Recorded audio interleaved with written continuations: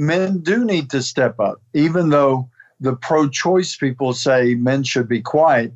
No, men are a part of this. And again, without attacking, without denying the value of every life involved, including the life of the woman and the life, of course, of the child, men need to take their place and speak up, just as they were a part of a child being conceived. They take the responsibility of guarding the sanctity of that life until birth and beyond. Yeah. So I have been glad to be a part of these men's marches, and I would hope that they can continue to grow and encourage men to take up their responsibility.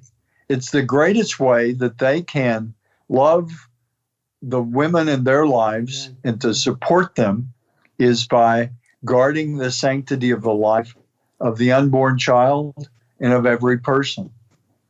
You know, while you were speaking, I was thinking of Joe Scheidler, who was one of my heroes from the 1970s and 80s, a pro-life leader from Chicago. He wrote a book called 99 Ways to Close an Abortion Clinic. And one of the ways he said is that when you pray at an abortion clinic, like the Rosary, we used to do it, the Shield of Roses. First time I ever did it was 1977. I was just out of high school, man, and I thought, wow, this is odd. What are they going to do to me? But, you know, I don't know. I was kind of like, well, no, I'm going to pray the Rosary, man.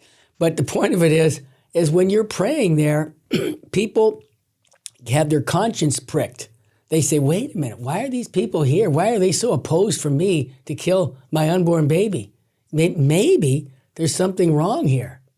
And we've heard that over the years. I'll give you, since it's a fun story, you'll like this. it was 1977, I remember the year.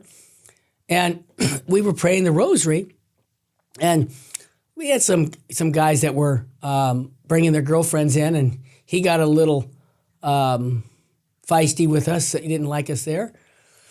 And so we prayed, and then he started mocking the prayers. And I thought, well, you can't mock those prayers. But see, I was still too young. I didn't let it bother me, but it did bother me. And finally, when he bumped an old lady at the abortion clinic, 77-year-old lady, I went over to him and I said, dude, are you here for trouble? Let's step aside and let's get to it. Now, I remember I was a young man, so your aggressiveness comes out when you need to be more proportionate. But I did challenge him, and he said, oh, no, it's cool, because I kind of put him up against the wall. And I said, dude, don't be pushing old ladies, because you know what? You're going to deal with me. And I'm not the biggest guy, but you know what? I laid him out. I mean, in a sense, I told him, if you're going to push old ladies, we got to defend them. So why do I say this?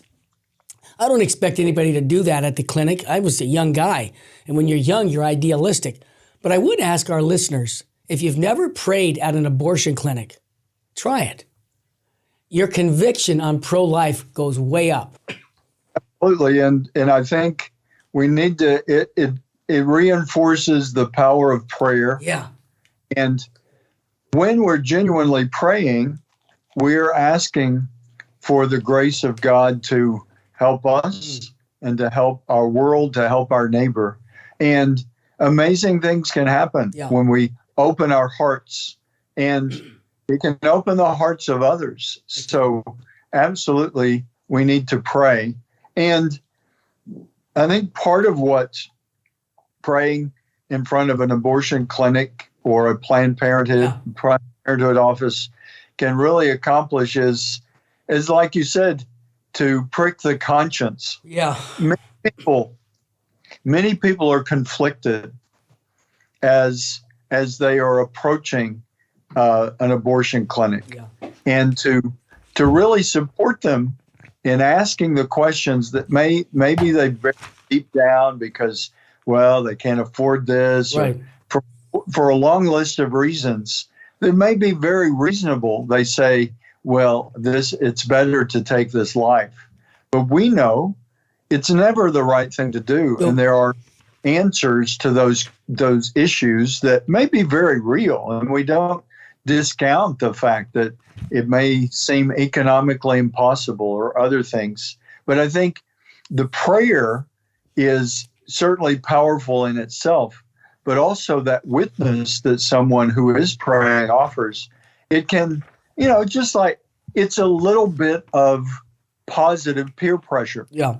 To see another person doing the right thing and doing it with charity and without violence it doesn't always, because it's up to that individual whether they respond. Yeah. But it's a great way to really bring the question for people. And many times it actually has that effect. Yeah. People will recognize that maybe they were having sort of a conscience battle of their own. Yeah. And it helped them to come to the truth that I shouldn't do this, or I shouldn't support my girlfriend in doing this. Right.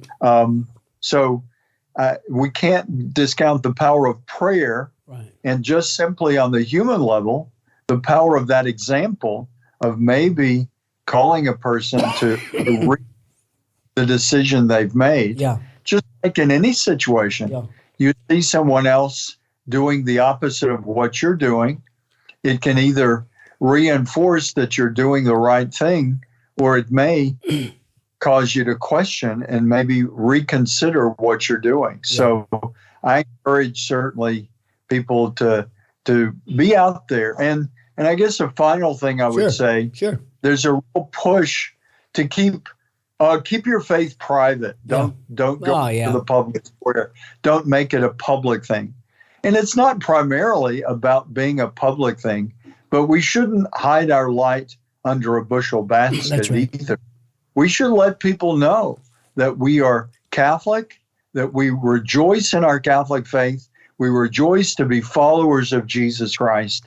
And if we do all of that authentically, then we're going to be pro-life, and we should rejoice in making that very clear as well.